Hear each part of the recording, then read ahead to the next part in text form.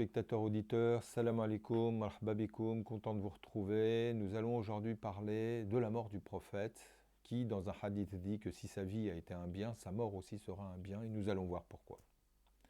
Et ce ba'da bismillah ar-Rahman ar-Rahim, wa salatu wa salam ala al-Habib al-Mahboub, Sayyidina wa Maulana Muhammad, Shafi' al-Umma, Kashif al-Rumma. Alors, dans les différentes biographies que l'on peut rencontrer là pour enfants, et puis d'autres un petit peu plus exhaustives, un petit peu plus détaillées, qui vont concerner avant tout les adultes, il y a quelque chose que l'on retrouve de façon assez récurrente, c'est une parole du prophète qui, approchant de la mort, va dire « Si ma vie a été un bien pour vous, ma mort sera aussi un bien pour vous ». Alors, au-delà de la dimension mélodrame, etc., de la mort du prophète, le bien-aimé, qui évidemment nous touche profondément, en quoi peut-elle être un bien? Et c'est ça qu'on va essayer de comprendre aujourd'hui, puisque à sa mort, les compagnons ont été assez divisés, et puis de façon générale, ont eu énormément de mal à accepter le fait que le prophète soit mort. On se rappelle du compagnon Omar ibn al-Khattab, ce colosse qui disait « Si quiconque ose dire que le prophète est mort, je lui tranche la gorge ». Et il va arriver son autre compagnon, l'autre très grand compagnon du prophète, le fidèle Abu Bakr as-Siddiq, qui lui va prendre la parole et va en substance dire que celui qui adorait Mohammed sache que Mohammed est mort, que celui qui adore Allah sache que Allah est celui qui est éternel et immuable. وَالَّذِي يَعْبُدُ اللَّهَ فَهُوَ الْحَيَّ الَّذِي لَا يَمُوتُ. Et là, on a un enseignement qui est capital, très intéressant, parce que le prophète, en tant que manifestation humaine, en tant que manifestation historique, et là on revient sur un enregistrement que j'avais fait concernant microcosme, macrocosme et se sentir concerné, sur les notions également de liberté qui me sont chères et d'auto-appropriation de sa vie.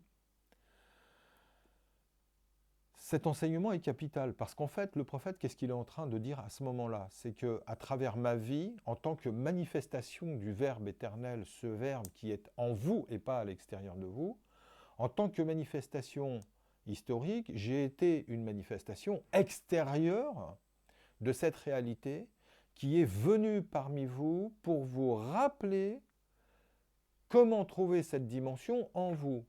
Et donc, en fait, la réalité immuable du prophète, qui est la plus importante au fond, celle du Verbe divin, se trouve en nous et non pas à l'extérieur de nous. Or, tant que l'on a une référence extérieure, tant que le prophète est parmi nous, parmi les hommes, dans sa dimension humaine, on a tendance à se focaliser sur cette manifestation du Verbe divin au lieu d'aller la chercher en nous.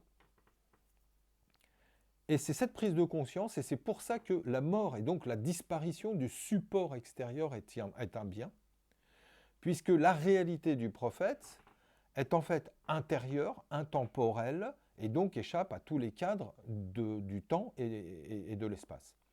Je rappellerai ce fameux verset du Coran qui dit « Tarahum yanduruna ilayk wa hum la yubsirun » Tu les vois, ils te regardent, mais en réalité, ils ne te voient pas. Parce qu'en fait, que veut dire ce verset? Il voit bien ta dimension extérieure qui est celle de l'homme, de Mohammed ibn Abdallah, mais il ne voit pas le prophète, le Rasoul, qui est en toi. Et effectivement, un autre verset de la Sourate Yassine nous dit que la réponse des gens à qui est délégué un envoyé, un messager, répondent « Wama antum illa basharun mithluna » Mais qu'est-ce que vous êtes de plus que nous, si ce n'est des hommes comme nous?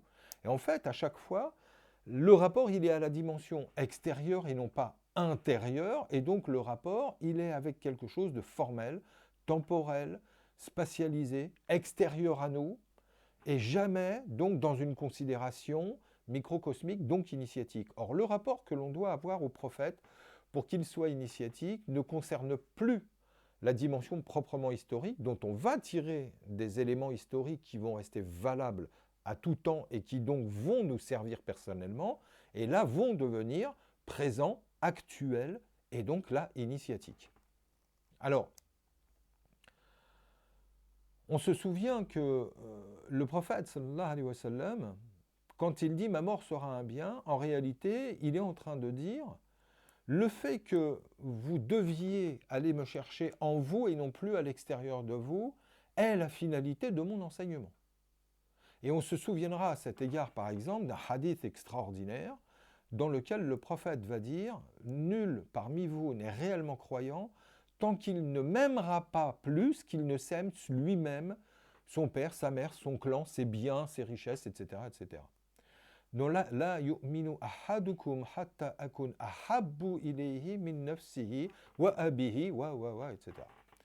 Alors, à ce moment-là, va se lever donc le grand compagnon Omar ibn al-Khattab, qui, dans sa sincérité célèbre, va s'adresser au prophète et va lui dire « Ya Rasulallah, je t'entends, mais là, en revanche, par contre, je ne te suis pas, parce que même si je t'aime de façon extraordinaire, je n'aime personne plus que Omar. » Là, on a un retour à soi-même, on a une considération microcosmique, donc en soi, on a une démarche qui est, un, sincère, mais deux, qui est aussi initiatique, car comme je le disais, le plus important pour quelqu'un dans sa vie, c'est lui-même.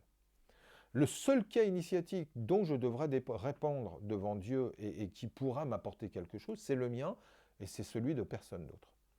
Que lui répond le prophète? Il lui répond, sallallahu alayhi wa sallam, il lui répond, Omar, médite bien la portée du propos que je viens de tenir et tu comprendras à quel point il est bien plus important pour toi de m'aimer plus que tu ne t'aimes toi-même.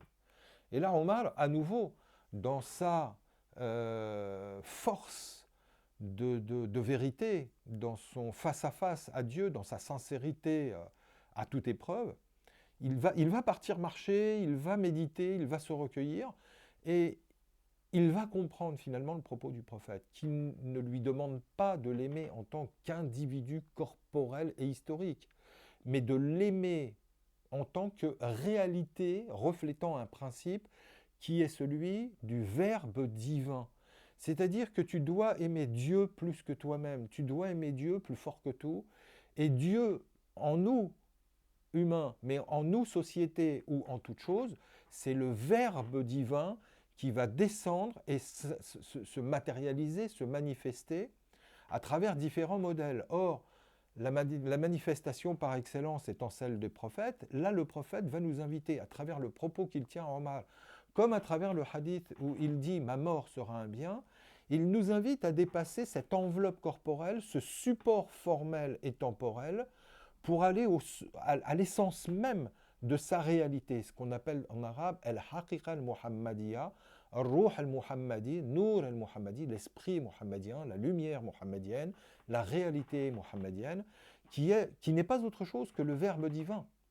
Et c'est en ayant conscience de cela que le rapport au prophète est réellement possible, car même en ayant vécu à son époque, on aurait très bien pu le rencontrer et ne pas adhérer à son enseignement si on n'avait pas reconnu l'essence même du message dont il était porteur, plutôt que de se focaliser sur son apparence ou sur ses modalités autres que son essence et son message. Alors, en quoi tout cela est important? C'est que lui-même, le prophète, en faisant ça, il s'efface comme intermédiaire entre Dieu et nous. Il nous importe un message et nous invite finalement à nous occuper du propriétaire, de l'auteur du message, et non pas de lui en tant que tel, qui est le porteur de ce message, et qui est lui aussi concerné par ce message. Donc, il nous appelle à notre solitude ontologique, c'est-à-dire qu'il nous appelle à notre capacité d'intimité à Dieu et d'être seul au fond de notre cœur avec la réalité ultime qui est Dieu. C'est-à-dire que même à cet endroit-là, le prophète s'efface et il nous laisse dans cet amour intime qui est une espèce de bulle dans laquelle finalement il ne reste que Dieu. Il ne reste que Dieu parce qu'on s'est complètement éteint dans sa grandeur, dans sa divinité, dans sa lumière, dans son amour. Et que seule cette conscience-là nous permet de nous débarrasser de tout besoin de recours extérieur, d'un cheikh, d'un savant, d'un parent, d'un tuteur, d'un guide, d'un livre. Finalement, il nous renvoie vers notre intériorité et vers notre liberté, puisque c'est quand les choses sont en nous que l'on n'est plus dépendant de supports extérieurs, et c'est donc quand la réalité est en nous que nous sommes réellement libres. Tant qu'elle est à l'extérieur de nous, nous sommes encore dépendants d'un support, d'un moyen intermédiaire. Et donc, le prophète, en acceptant, puisque l'ange va lui proposer de rester vivant jusqu'à la fin du cycle, en refusant, finalement, c'est une grâce extraordinaire qu'il nous fait, parce qu'il nous invite à aller le chercher, non plus dans l'histoire et à l'extérieur, mais en nous, et finalement à devenir et à nous identifier à toute son œuvre et à vivre Dieu pleinement. Merci beaucoup, et souvenez-vous que Wafikum Rasulullah, le prophète, il est en nous, il n'est pas à l'extérieur de nous. Hein, dans le christianisme, il y a une parole de Synesius que reprend Maître Eckhart, que j'aime énormément, qui nous rapporte, qui nous renvoie à la même réalité et qui dit « Qu'importe que le Christ soit né 1000 fois à Bethléem, tant qu'il n'est pas né en toi ». Tout le symbolisme du Maoulid en islam, etc., etc. Très bonne journée, au plaisir de vous retrouver très vite. Salam alaikum. Pensez à vous abonner et à partager si cela vous convient. Merci d'avance. Restons libres. Saute 24, une chaîne libre. Salam alaikum. Suleiman.